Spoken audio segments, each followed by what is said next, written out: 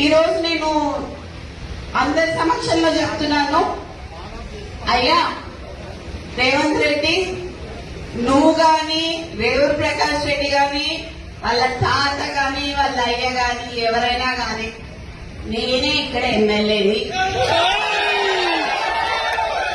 ఖచ్చితంగా నేనే నిల్చుంటా, నేనే గెలుస్తా. అర్థమైందా? ఈ సందర్భంగా నేను మీకు ఇక్కడ నుంచే చెప్తున్నా, నువ్వు ఇప్పుడు రాజీనామా చేయమని చెప్పు, ఇప్పుడు ఇద్దరం నిల్చుందాము, ఎవరు గెలుస్తారో చూద్దాము. నువ్వు వచ్చి క్యాన్వసింగ్ చేయి, నువ్వు వచ్చి క్యాన్వసింగ్ చేయి రేవూరు ప్రకాష్ రెడ్డికి. నేను ఇండిపెండెంట్ అయినా నిల్చుంటా, ఒకవేళ కాంగ్రెస్ పార్టీ టికెట్ ఇవ్వకపోతే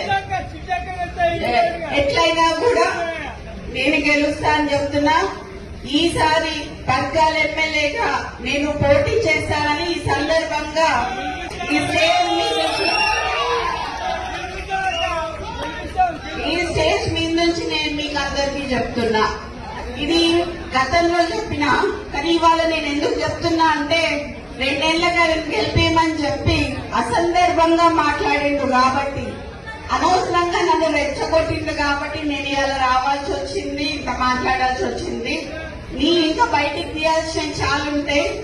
నువ్వు ఇంటెలిజెన్స్ రిపోర్ట్స్ తెప్పించుకొని ఇవాళ అందరు మా లీడర్లు అందరు ఇళ్ల దగ్గర పోలీసులను పెట్టావు, నువ్వు ఇంటెలిజెన్స్ రిపోర్ట్ తెప్పించుకొని. ఎందుకంత భయం నీకు? నువ్వు మాట్లాడింది తప్పని నీకు కూడా తెలుసు కాబట్టి. కొండా మురళి మంచోడు కాబట్టి ఇప్పటి వరకు బయట మాట్లాడలేదు, కొండా సురేఖ మంచిది కాబట్టి మాట్లాడలేదు. చిత్తగట్ల కాదు,